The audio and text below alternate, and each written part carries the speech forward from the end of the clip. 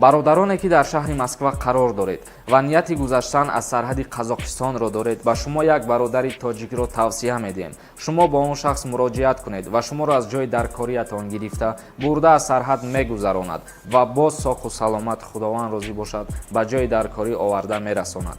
мошине ки шумо дар он сафар мекунед мошини нав, яъне ки соли 2019 ва инчунин ба шумо аз тарафи ронанда бо таври ройгон хӯрданиҳо ва нӯшокиҳо пешкаш карда мешавад.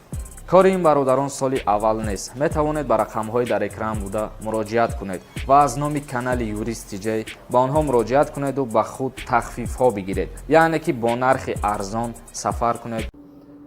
ассалому алайкум ба ҳама тамошобинони барномаҳои Сафару Сорбон канали Юрист. хеле ки мо дар барномаҳо таъкид мекардем ки оиди аблава савол бисёрай ва боз комментарияҳоро хондем, айназар гузарондем ки бо дар бораи аблава савол бисёрай, махсусан аз тарафи мардуми ғариб. ба ҳамин хотир ба хулосае омадам ки як видеои дигар оиди аблава бикунам, баҳри ҳамон бародарое ки савол медодану суханшона рад накунам. мақсад дар доираи аблава озма ҳамаша мефаҳмонам ва боварӣ дорам ки ҳар яктатон ба ҳамун саволҳои додагии хитон аз суханои ма ҷавоби хитонам мегиред. пеш аз барномаро сар кардан ба шумо тавсия метавонам мо компанияро ки мо реклама мекунем барои аз сарҳади Қазоқистон мегзарона, занг бизанед, аз номи канали Юрист гап бизанед, то ки ва ё қати мо ҳамкоришона зиёдтар бикунанд, мақсаду бифаҳманд ки подписчикои мо сухани моро рад намекунанд. рақамҳои телефоншон дар ҳамҷо ҳастад, занг бизанед, аз номи канали мо ба ҳаваё муроҷиат кунед, бо нархи арзон шуморо бурда мерасонанд, худованд розӣ бошад. инак оиди аблава ки сар мекунем. аблава чиро меган? аблава вақте ки фаро мераса, аблаваи баҳорӣ ва тирамоҳӣ ҳар яки моро ба хизмати ватан модар даъват мекунанд, то ки баҳри ватан хизмат кунем. аблаваи баҳорӣ сар мешавад аз 1 апрел то 27 май. аблаваи тирамоҳӣ боша аз 27 сентябр сар мешавад то 27 ноябр.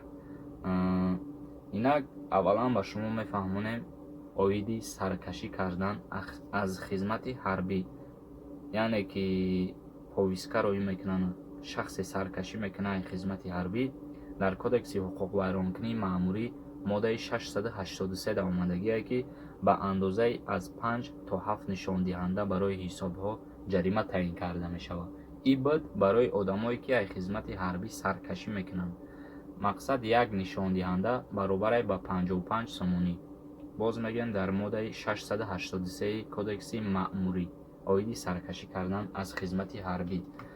иҷа боз омадагие дар моддаи 691 кодекси ҳуқуқвайронкунии маъмурӣ оиди саркашӣ кардан аз муоинаи тиббии ҳарбӣ, яъне ки шахсое ки носолиману нигодниянд, агар бигирем, вақте меқапанд мебараншон, меган ай муоинаи тиббӣ бигзар, ана ҳамин шахсҳо агар саркашӣ бикунанд ё аз як нишондиҳанда то 2 нишондиҳанда барои ҳисобҳо ҷарима карда мешаванд.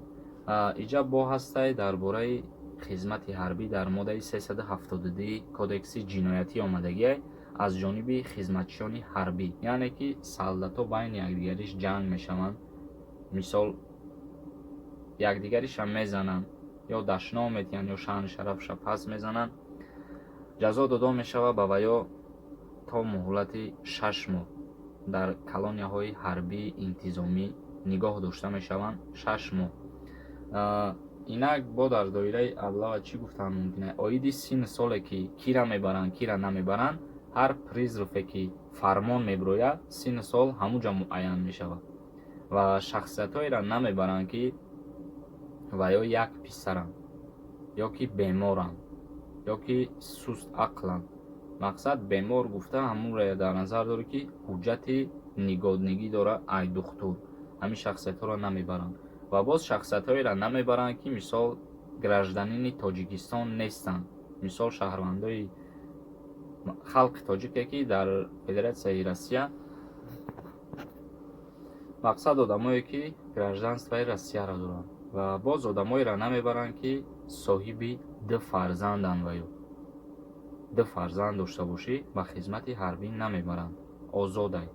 ва боз шахсоеро намебаранд ки мисол ва ё 5 сол донишгоҳ маълумоти олӣ хондагияну военни кафедра хондагиянд.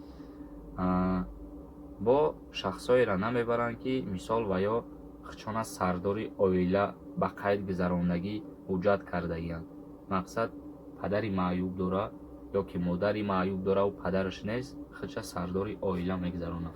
ҳамун шахсият ва боз шахсиятҳоеро намебаранд, ки вайҳо доғи судӣ гирифтагиянд. ҳамин шахсиятҳоеро, ки мо номбар кардем, ба хизмати ҳарбӣ даъват карда намешаванд, намебараншон. Касоеро мебаранд, ки мисол ақли солим, тани солим доранд, ё ки донишгоҳ намехонанд, ё ки аз донишгоҳ хориҷ мешаванд, таҳсил кардастани хориҷ мешаванд.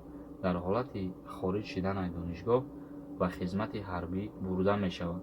ё шахсое, ки донишгоҳ мехонанду заочнӣ, ё шахсиятое, ки двойное гражданство доранд, дар ҷумҳурии Тоҷикистон ҳам метавонанд ва ё хизмат кунанд, яъне ки аблава метавонанд ва ёро дастгир бикунанд. Инак ба фикрам ҳамин маълумотҳои даркорӣ ва лозима оиди аблава ҳамин қадар чизае, ки ҳама мехоҳад бидона ҳамин чизро, баъзан нафару худаш медона. Мақсад ина ман ба шумо пешкаш кардам як бори дига, гарчанде ки ман дар бораи аблава беҳад бисёр видео кардагиам, як бори дига сухани бародароро дар замин намондаму бо як видеои дига кардам. Не ки аётон наброранд, ки дар бораи аблава ин ҳамин призруфи ки тамом шид, ҳамин ахирон видео буд. Барои ҳамин хоҳиш мекунам дига савол натиҳед, то ки дар бораи аблава ягон саволда ҷавоб наметиҳем, ай пай мавзӯъҳои нав мешавем, саволҳои боқимондаро ҷавоб метиҳем. боқӣ бародаро чӣ гуфтанем? Як бори дига сарбаланди хонаобод бошед. Худованд сарбозое, ки хизмат кардастанд ва шахсое, ки сарбоз шиданд, ба ҳаваё сабр ва тани солим хоҳонем, соқ саломат хизмати ватан кунанд, боз ба назди падару модари худ барбигарданд. Ва як бори дига оиди ҳамун роликмон мини филмон таъкид мекунем. Ягон шахсиятое, ки хоҳиши нақш офаридан дошта бошанд, дар рақамҳои Viber бинависен 501 33 86 33, ё ки дар Instagram намҷа дар номаш мебироя муроҷиат бикунед. Фарқ надорад духтар ё ки бача, метавонед муроҷиат кунед барои нақш офаридани ҳамун филми мо. Дар канали ма Юрист Тиҷей подписатсия кунед. Дар оянда видеоҳои хуб ва нава аз мо мунтазир бошед. Сарбаланди хонаобод бошед ҳама каса. Худоҳофиз.